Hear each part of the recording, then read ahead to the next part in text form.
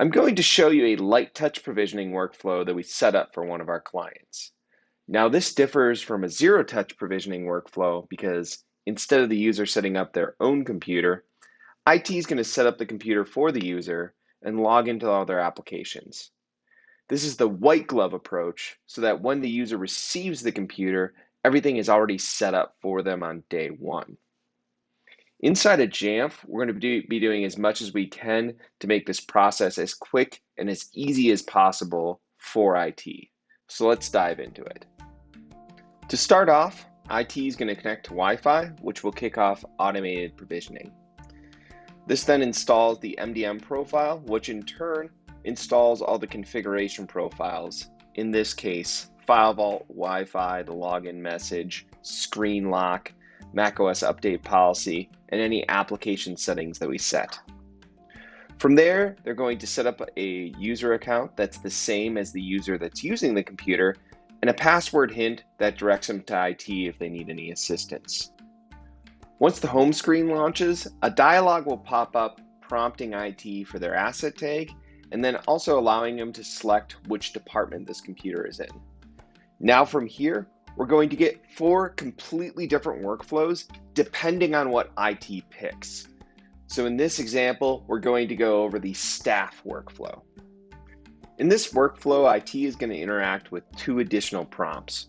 One to see if this computer is for a new hire, which will assist us with a OneDrive script that we'll show you later. The other is to get the local password for the computer. This allows us to set up the backdoor admin account as a File Vault enabled user. At this point, the rest of the Jamf policies are going to install in an order that we set. So this will be the rotating backdoor admin account, OneDrive, Microsoft Edge, PaperCut, Microsoft Teams, Microsoft Office, Screen Connect, and then we'll add the username to the computer record in Jamf so we know who has what computer. This process takes roughly 15 to 20 minutes.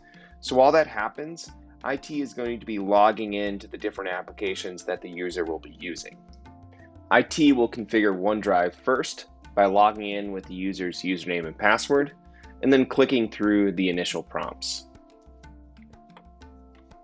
Once Teams is installed, IT will launch the application, log in with the user's password, and then go through the initial steps that you need to for any video conferencing software, which includes approving the microphone for use, approving the camera for use, and then ensuring that the application is able to screen share on a meeting.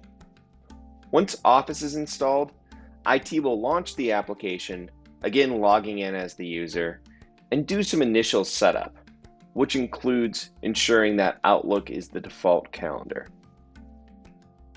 Then IT will go into System Preferences and enable remote management, and then restart the computer once they're finished.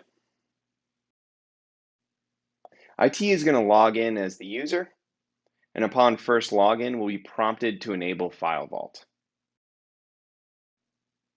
Once logged in, IT will open self-service and run a policy that is going to back up their desktop, documents, and downloads folder to OneDrive and make that whole process seamless for the users.